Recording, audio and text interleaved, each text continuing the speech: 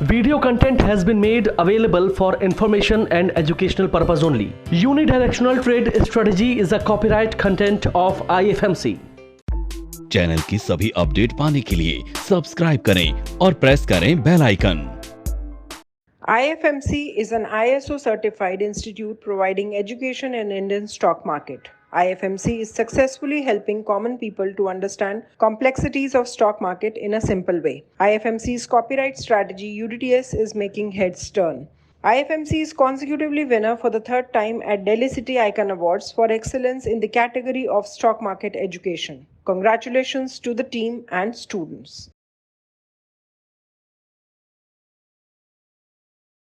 Good morning and welcome to the episode of तैयारी अगले सप्ताह की। दोस्तों, सबसे पहले तो आप सब लोगों को महाशिवरात्रि की बहुत बहुत शुभकामनाएं। ईश्वर से प्रार्थना करता हूँ, शिव जी से, कि ये जो उनका वाहन है नंदी बैल, ये जो है बुल के रूप में हमारे पोर्टफोलियो को बढ़ाए।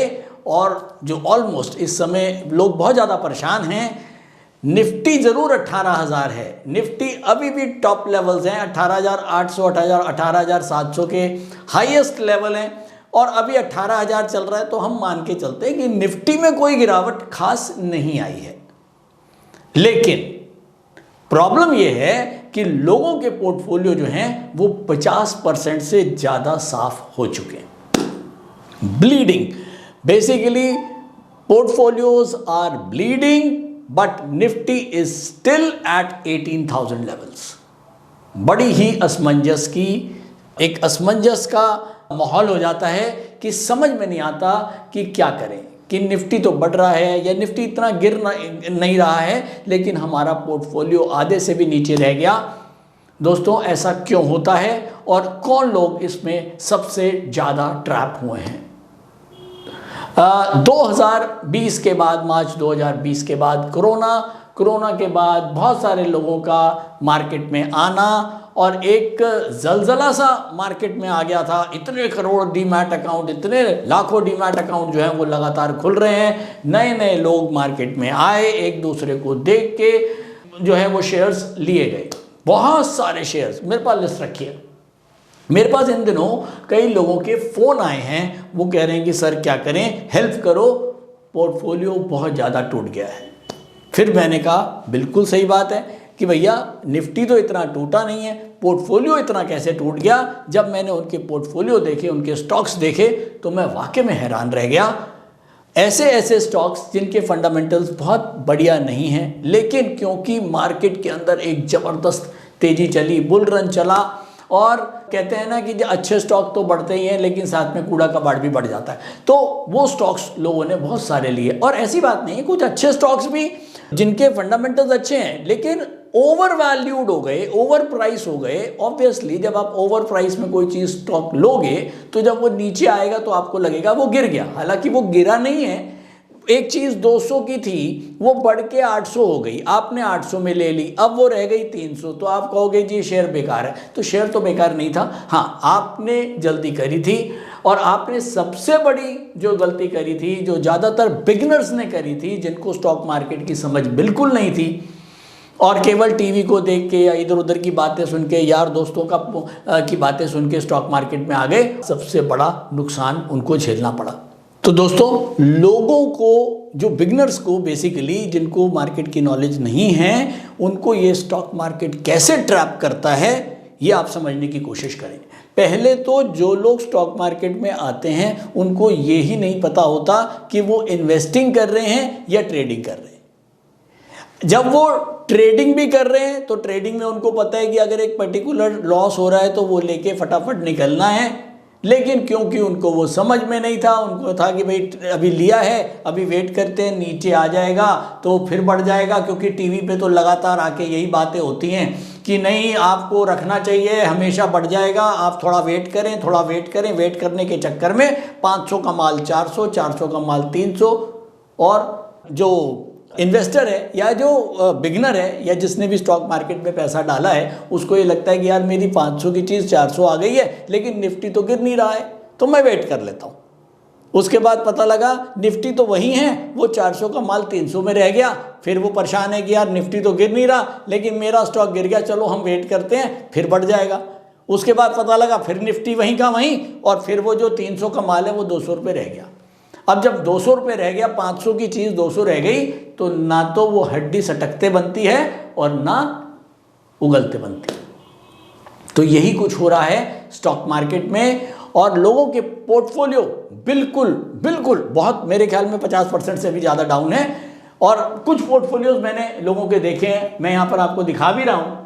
कुछ अच्छे स्टॉक, ऐसा नहीं है कि कोई बहुत बुरे स्टॉक्स हों जिन लोगों ने पैसा डाल दिया और कंपनी खत्म हो जाएंगी। देखिए जरा रिलैक्सो, देखिए जरा कौन कौन से स्टॉक्स। रिलैक्सो करीब 1400 रुपए का भाव था, भाव रह गया 780 रुपए। निफ्टी 18,000।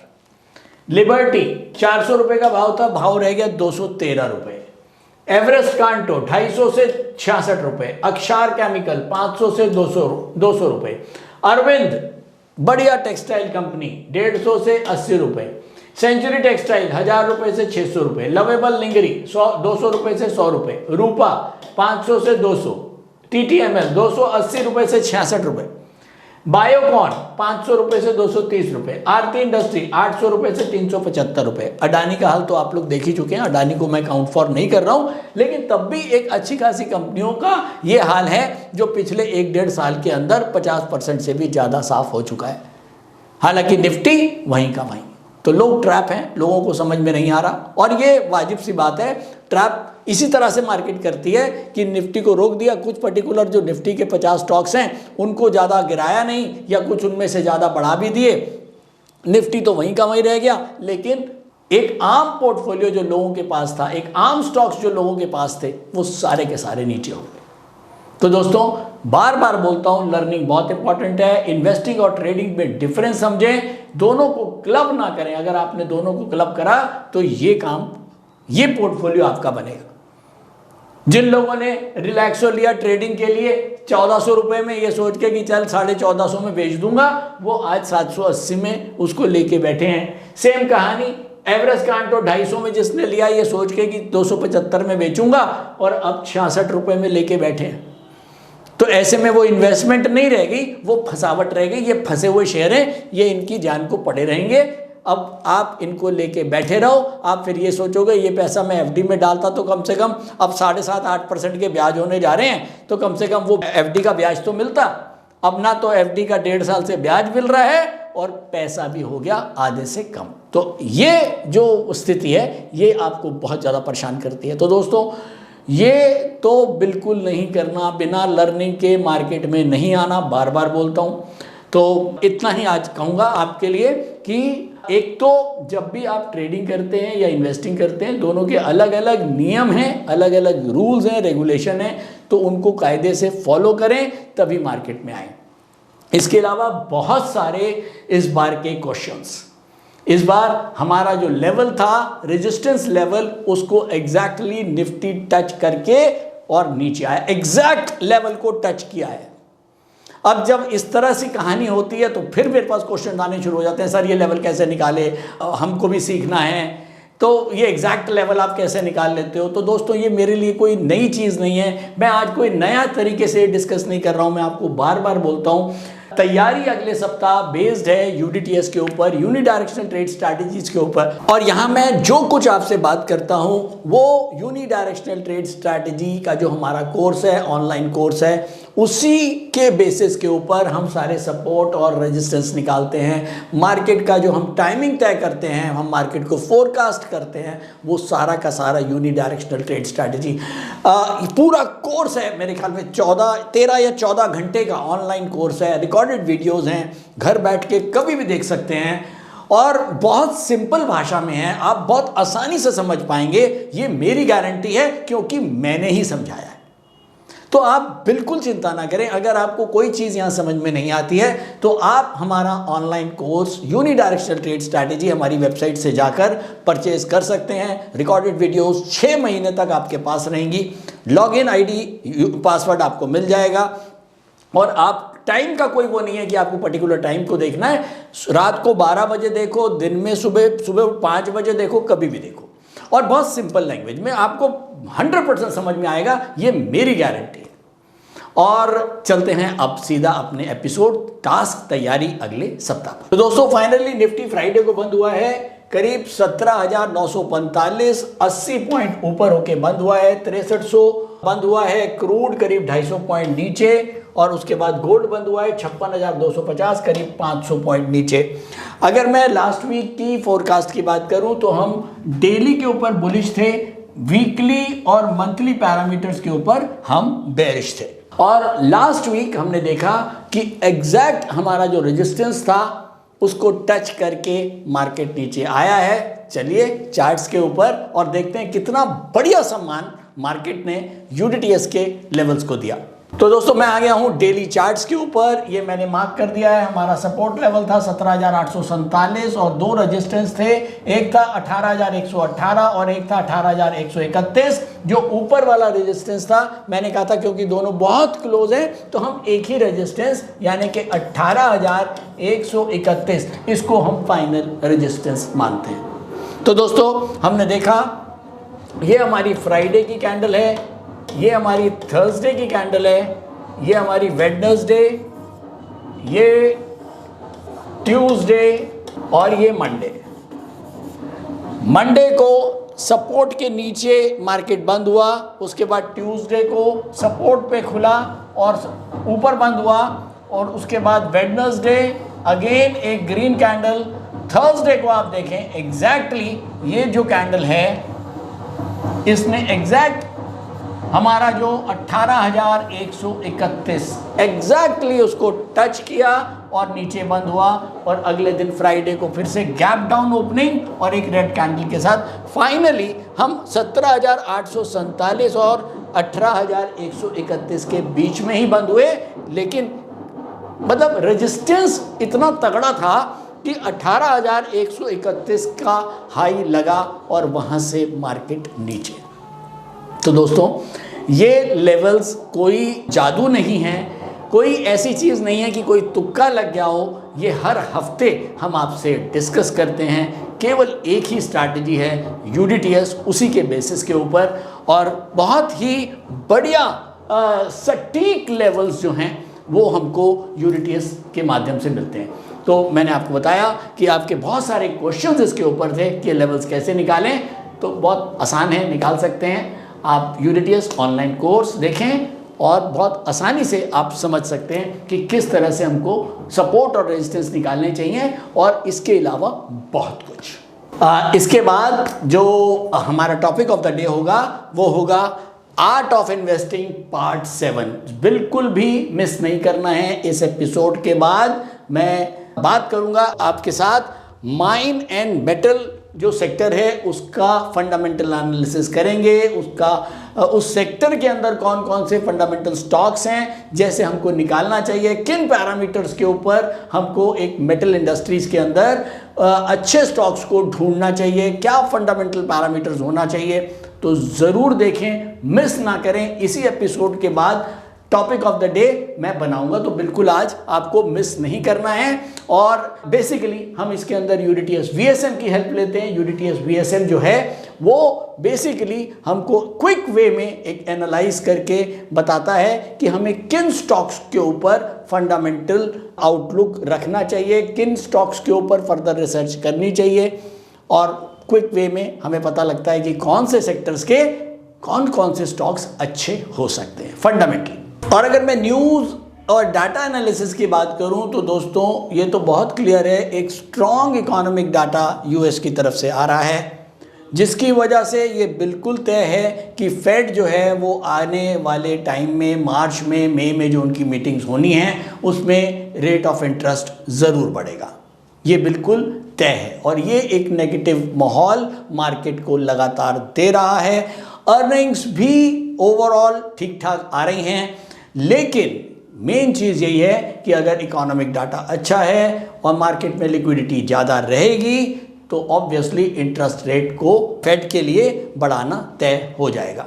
इसके अलावा चाइना की मार्केट खुल रही है और हो सकता है काफ़ी टाइम के लिए चाइना बंद रहा, तो हो सकता है कि FII का जो कुछ ध्यान है वो इंडिया से वापस चाइना या और जो कंट्रीज़ हैं जहां पर अभी इतनी वैल्यूएशन नहीं हुई है, कह रहे हैं कि हिंदुस्तान के अंदर जो प्राइसेस हैं वो ओवर वैल्यूड हो चुके हैं, तो शायद अभी थोड़ा सा यहाँ पर हिंदुस्तान का मार्केट हो सकता है अभी कूलिंग पीरियड मांगेगा, तो हो सकता है कुछ फंड्स जो हैं वो हमारा दूसरी मार्केट्स में शिफ्ट हो।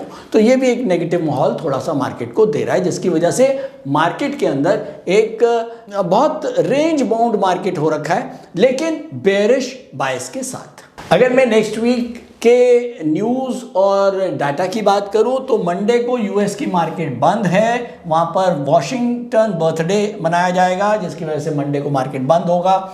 वेडनेसडे को रिटेल सेल के नंबर आएंगे यूएस में, थर्सडे को जीडीपी और इनिशियल जॉबलेस क्लेम के नंबर आएंगे। हिंदुस्तान के अंदर कोई बड़ा डाटा नहीं है, तो बेसिकली नेक्स्ट वीक हमारा ध्यान रहेगा वेडनेसडे रिटेल सेल के ऊपर और थर्सडे को जीडीपी के नंबर्स के ऊपर यूएस का। तो ओवरऑल मार्केट का सेंटिमेंट बेरिश है न्यूज़ और इवेंट के बेसिस के ऊपर। तो चलते हैं अब सीधा टेक्निकल आउटलुक पर, और टेक्निकल आउटलुक के लिए हम चल रहे हैं यूनिटीएस मॉनिटर पर, और यूनिटीएस मॉनिटर से देखते हैं कि क्या रहेगा मार्केट का टेक्निकल आउटलुक। दोस्तों हम आ गए यूनिटीएस मॉनिटर के ऊपर। यूनिटीएस मॉनिटर हमको क्लीन सिग्नल दे रहा है कि अभी भी रेड जोन में, डार्क रेड जोन नहीं है, थोड़ा सा उठा हुआ है, इसका मतलब मंथली वीकली तो हम डाउन ही हैं, हो सकता है हम डेली के ऊपर अपवर्ड हो, लेकिन ओवरऑल मार्केट का सेंटीमेंट जो है वो डाउनवर्ड है। और ये पिछले 2 महीने से लगातार जो सेंटीमेंट है, जो सुई है, जो पहले इधर कहीं घूमती थी, वो अब 2 महीने से यहां पर घूम रही है। तो दोस्तों ओवरऑल मार्केट के सेंटीमेंट टेक्निकल डाउनवर्ड है। चलिए जल्दी से नोट करते हैं निफ्टी के लेवल्स।